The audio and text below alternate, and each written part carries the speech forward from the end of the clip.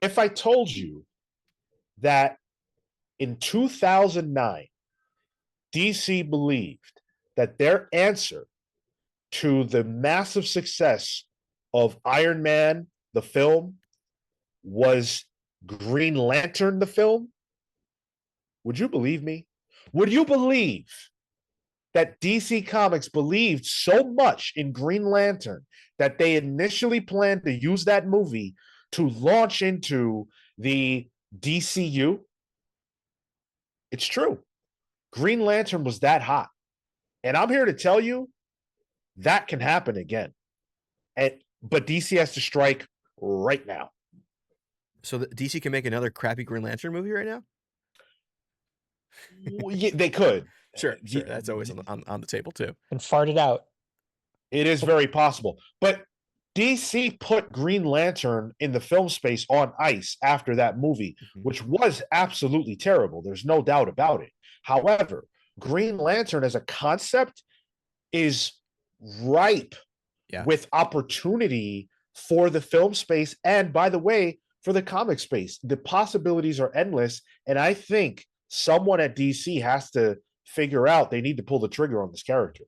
Well, I think after the Ryan Reynolds flop too, I think they were smart not to really touch him for a bit. Outside of the comics have always had some kind of Green Lantern book out there. But in terms of like the public perception, they were like, okay, that was so bad, put it away. The guests are over, shove that shit under the bed, you know? Where I think it's been long enough now where we can do something new. And they are doing something new. You know, Tom King helping showrun the Lantern Show, part of James Gunn's DCU. But I think you're right. We joke about how many Green Lanterns there are, and it's kind of an inside joke with Sector 2814's the amount of human lanterns. But you know what that means? That's an amount of human characters you can have in anything. That could be huge. Any one of those characters can hit. Guy Gardner was just in a Superman movie, and people love him. People love Guy Gardner in the year 2025. That should be proof enough. He's the least likable one of them. Maybe that makes him the most likable. But the fact that he is hitting means, you know, Kyle can hit, Jessica can hit, Baz can hit, Beast, and maybe even Tomar Ray can hit. Kilowog. Oh, I need to see my boy Kilowog on something. I mean, I think that's, as a brand new, not read the Johns Green Lantern stuff, anytime that we touch on either the core or Green Lantern book, I'm popping, dude. I have been just adoring the run. I think, yes, now is the time to be able to do so because, one, you have such an advantage with everything going on for DC at the moment, but that as its own area of its own space of comics, I think there's so much possibility there. You don't have to kind of concern yourself with the Earth things, but can still have the connective tissue of the Justice League through them. And then they can go do their own thing and they come back when they need to. They're so flexible as a team and as participants in a larger story. The concept is candy. You know, like the concept, it's a bit Star Wars. It's a bit Power Rangers. There's got, you know, bits of like, with all the different cores fighting each other. It's almost like Avatar: The Last Airbender too. That I think it's just intrinsic to like what people like in other forms of media, that it would just hit so well if they were to put some, you know, some force and some push behind it. I also think a lot about the Guardians of the Galaxy and how that managed to be such a huge success in the film space. And I think the Green Lantern concept can very much be in a similar, it can play a similar role. Think about the Sinestro Corps War and all those characters and all the things you could do with something like that on film. This is not like that's not small scale, small potato stuff. You can do those kinds of movies and see massive return. And I'm not saying this just because I want to see Green Lantern have big time movies. I want to see Green Lantern have big time comics. Right now, Jeremy Adams it feels like he has solved the Rubik's Cube of Green Lantern right now, because he's the first writer since Jeff Johns to really tell stories that I find to be compelling. And I'm saying I don't want that to stop. We've got two great Green Lantern books that should lead to Green Lantern star rising in events that DC does. He should have a more prominent role. When they're doing collected editions, let's get more Green Lantern. Build this guy up now. And I feel like they're building up the world a bit too. DC, I think, is sniffing at it. You know, we have Morgan Hampton who's going to be taking over full writing duties on Green Lantern Corps, which is great for him because I think he's doing some great stuff there too. But think about the prominence of Star Sapphire is at lately. Not a Green Lantern, but a Green Lantern character that is now on the Justice League. Her star Sapphire is rising. So I think they know they have something there, and they can really kind of, strike on it.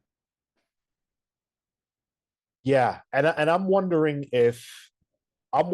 what James Gunn is thinking about when it comes to that character, because we do have the show, which I think is, that's okay, and it's an interesting idea, which I'm really happy about.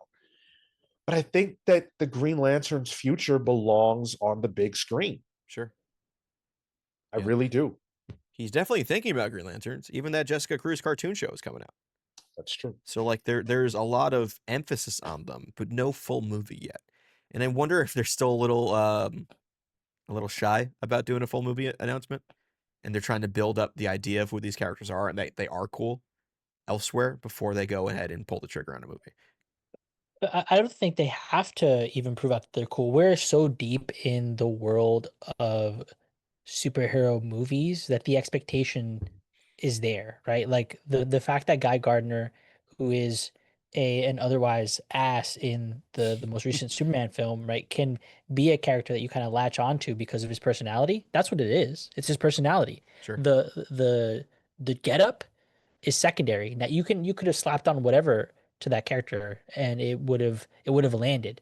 Mr. Terrific, I know not Green Lantern, but Mr. Terrific, same thing, right? Like, yeah, he looked cool, but yeah, the character was rad, right? So like they're playing into now the character beats, and there's so many character beats that you could take advantage of for Green Lantern that me as a comic book reader currently reading the current run wants to be like, damn, wait, there was top tier shit before this hot shit.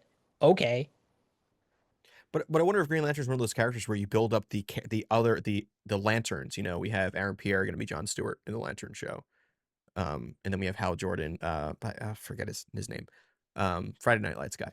But they're building up these characters. They exist in this world. That maybe when you do decide to do your Justice League movie, you throw them on the team that makes them big there, and then you could do your Green Lantern movie. Instead of like even the Lantern show isn't called Green Lantern. Like it's specifically avoiding that name. I still think they're building towards it. I have faith in it because out of all the properties in DC, like outside of Superman, they're putting emphasis on Green Lantern second. Wonder Woman is nowhere to be seen. Batman is in this weird liminal space. The Flash, non-existent. It's Green Lantern is the one they're focusing on outside of Superman the most. And I think that, Superman's success this year proves that audiences are looking for what looks good and what people say is good.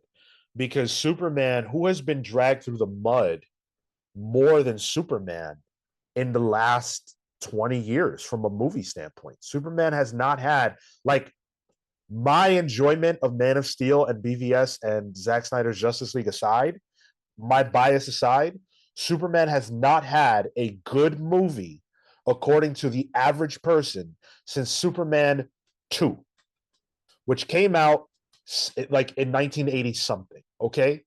So the large majority of the track record of Superman on screen is bad. And yet the most successful comic book movie of 2025 is Superman. Green Lantern only had the one shitty movie. It was to show that the public perception can change as long as you have the right creatives on a property. Yep, 100%. And that's what needs to happen. I think it's happening with the current rise of relevance in the comics to a wider audience that's now attached from the Justice League pieces, and that's easily translatable. I'd be hungry for it. I'm looking forward to the Lantern show, and that's because that's an effect of what we've been reading. We have not had on film lanterns fighting lanterns. We've not had outside of Sinestro and maybe a little bit fighting in that first movie, but like a Red Lantern fight, like when Atrocitus finally Mike just makes its way to whatever screen, I'm gonna be so excited.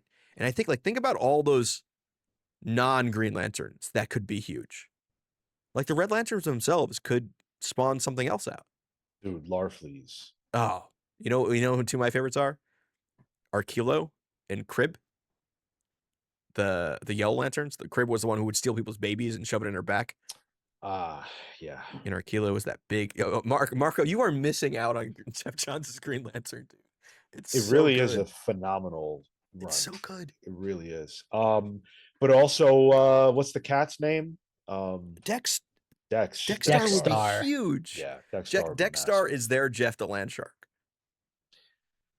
Look, dude, this is the proof. This is the proof. Like, just go read. I'm not a well-read Green Lantern person. I know about 2 runs. Jeff Johns, Jeremy Adams / Morgan Hampton on Green Lantern Corps. All that is fire. Mine it. Take it, put it on a screen, and just eat money. Like, I don't know. I don't know.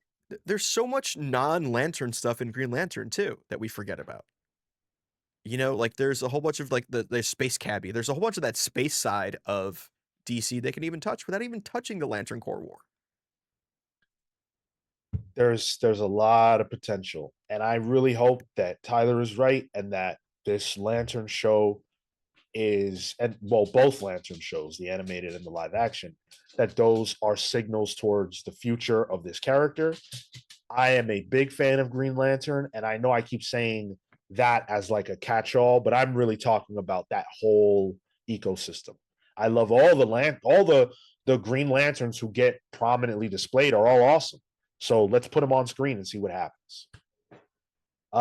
Leave it in the comments. What non-Jeff Johns, non-Jeremy Adams Green Lantern run should we be reading? What have we missed? I'm sure there are great Green Lantern stories that came before. So what are they? Leave them in the comments. We'll see you guys in the next one. Take care.